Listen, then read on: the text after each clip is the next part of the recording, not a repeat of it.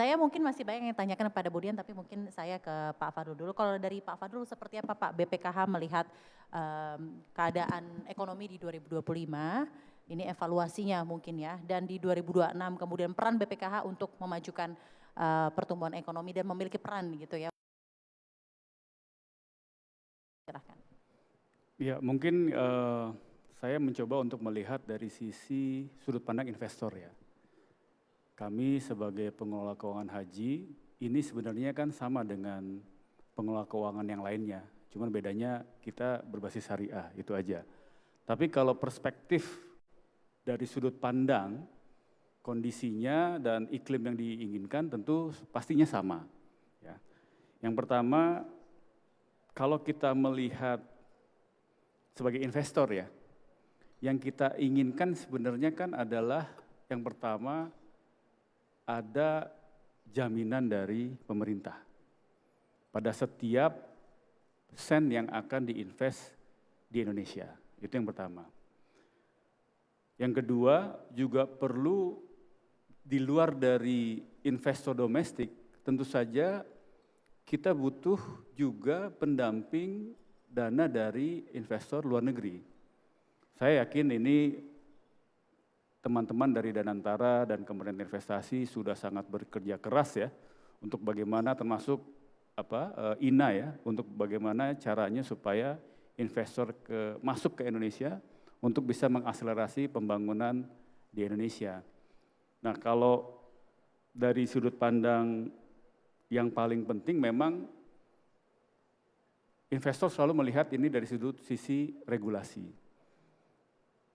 Sudah banyak yang dilakukan oleh pemerintah, regulator, maupun otoritas yang berwenang untuk membuat iklim investasi ini semakin membaik. Tapi kan tantangan yang terbesar saat ini adalah geopolitik. Geopolitik itu membuat suasana dari ketidakpastian itu cukup tinggi. Nah, kalau kita lihat dari lingkaran ASEAN misalnya, sebagai contoh kan indikatornya selalu selama ini yang menjadi bahan pembicaraan adalah rupiah, gitu kan. Apakah pada saat mereka melakukan investasi itu ada kepastian, masalah depresiasi atau apresiasi itu cerita lain, tapi yang pasti harus stabil kan gitu. Nah, kalau kita lihat sudut pandang dari negara ASEAN sendiri, kalau kita ingin membuat Indonesia lebih kompetitif, tentunya harus ada hal-hal yang perlu dilakukan. Contoh misalnya bagaimana menarik capital inflow lebih tinggi lagi supaya permintaan terhadap rupiah meningkat sehingga apresiasi terhadap rupiah juga nilainya akan membaik gitu. Kalau kita lihat sudut pandang dari sisi Malaysia atau Singapura yang mungkin secara mata uang lebih ada akselerasi gitu ya. Nah, itu yang mungkin kita perlu pelajari gitu. Kira-kira apa tuh yang kita harus supaya jangan sampai dana masuk, kita tetap melihat mungkin investor asing melihatnya bahwa Indonesia tetap menjadi salah satu tempat untuk berinvestasi jangka panjang. Itu sudah pasti. Karena kita punya tadi disampaikan bahwa kita punya pertumbuhan yang baik, kita punya market domestik yang luar biasa, tapi jangka panjang. Cuma untuk menahan volatilitas jangka pendek ini seperti apa? Nah, itu yang menjadi tantangan kita sebenarnya. Sehingga pada saat misalnya ada kolam nih bareng-bareng ya dengan negara-negara lain, mereka akan lihat mana yang mereka masuk duluan kan gitu. Nah, ini yang menjadi tantangan terbesar kita. Pada saat mereka harus melihat ini ada misalnya negara X, Y, Z, nah itu kan pasti otomatis jangan sampai kita tertinggal. Nah, itu yang paling penting buat menurut kami ya, sudut pandang bagaimana caranya supaya pembangunan ekonomi ini yang pasti tidak hanya bergantung kalau di dalam negeri sih saya yakin mereka pasti kan juga pemerintah terus dan regulator terus melakukan dukungan untuk bisa berjalan terus gitu. Tapi dari sisi sudut pandang investor asing ini yang mungkin yang kita ingin supaya kan ekonomi tumbuh itu dia persepsi. Ekonomi tumbuh itu kan nggak bisa pakai uang sendiri, harus pakai uang yang masuk, udara segar yang masuk. Nah, itu yang mungkin perlu diyakinkan lagi untuk kita. Gitu. Baik dok, saya penasaran Pak, sektor apa saja yang diprioritaskan BPKH untuk mendukung pembangunan nasional dan tadi kan ya prinsipnya harus syariah lah ya tentunya karena ini keuangan haji. Apa pertimbangan utama dalam penentuan sektor-sektor tersebut bagi BPKH? Silakan. Ya mungkin kalau dari sisi sudut sektor ya selama ini BPKH terus melakukan investasi untuk yang marketable securities tentu saja yang paling utama adalah syariah. Nah ini kelemahannya market domestik syariah di Indonesia, mungkin di sini ada para pelaku pasar ya. Boleh, coba. Mungkin bisa ditampilkan slide-nya, slide presentasi Dok Fadlul. Ada sebenarnya ini ada 2 hal ya, ada 3 hal. Ini saya ingin memberikan perspektif nih dari sisi pengelolaan keuangan haji yang mungkin bisa menjadi landasan bagi kita untuk menjadikan sebagai preferensi pengembangan di sektor lain. Coba masuk, lanjut. Masuk. Next.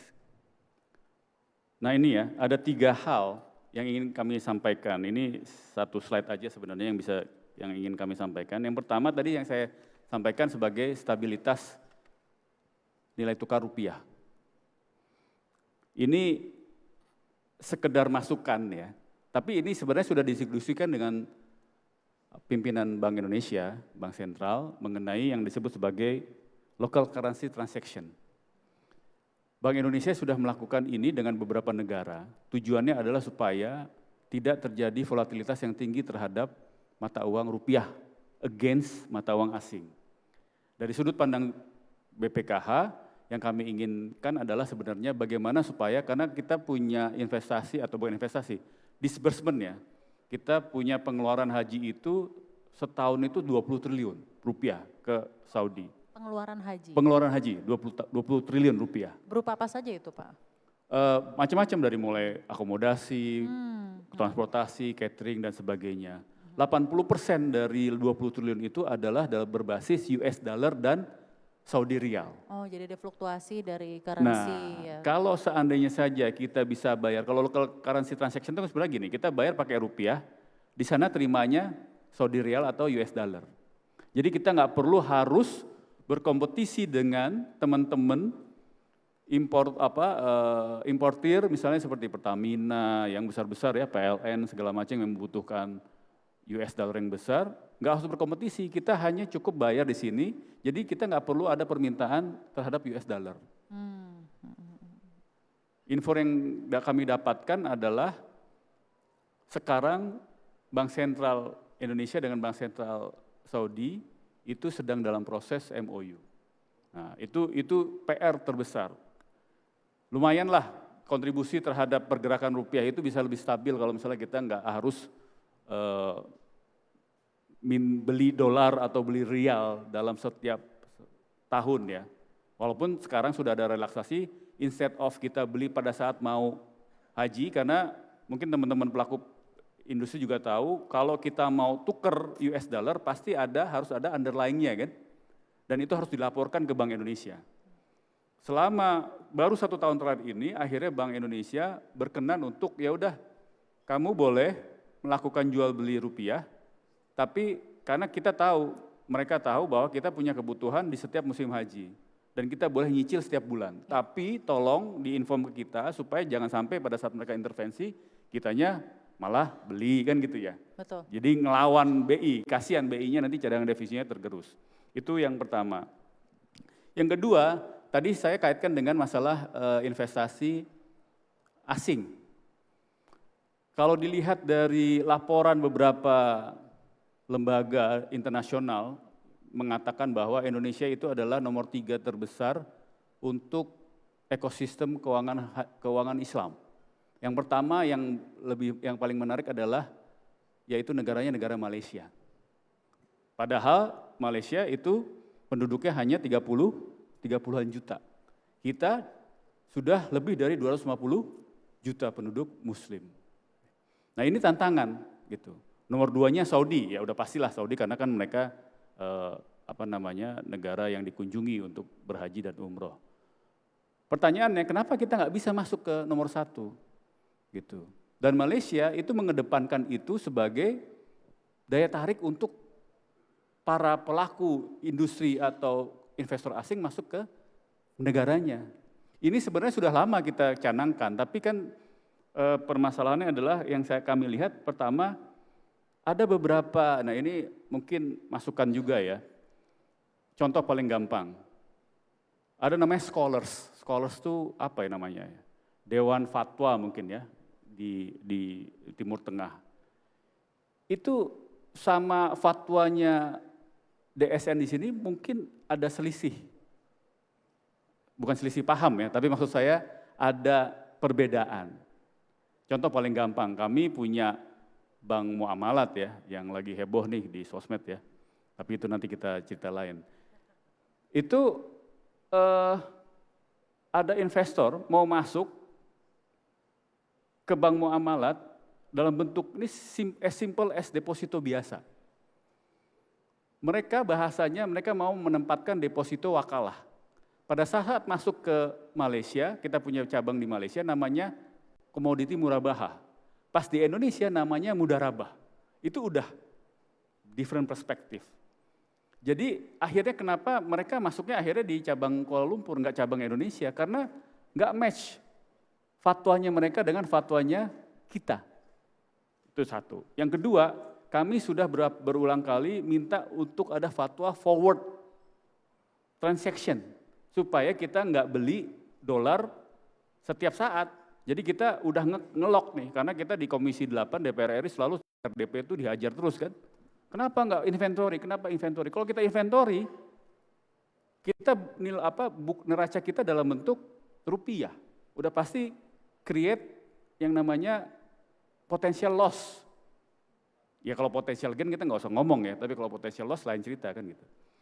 Nah itu kita mau forward, tapi yang sekarang ada fatwanya baru boleh beli US dollar. Forwardnya belum ada. Di mana forward itu kalau saya tidak salah, mungkin bapak-bapak di sini atau ibu-ibu ada yang dari bank syariah, itu modelnya kalau di sana namanya komoditi murabahah. Gitu. Nah itu udah nggak sinkron. Ya.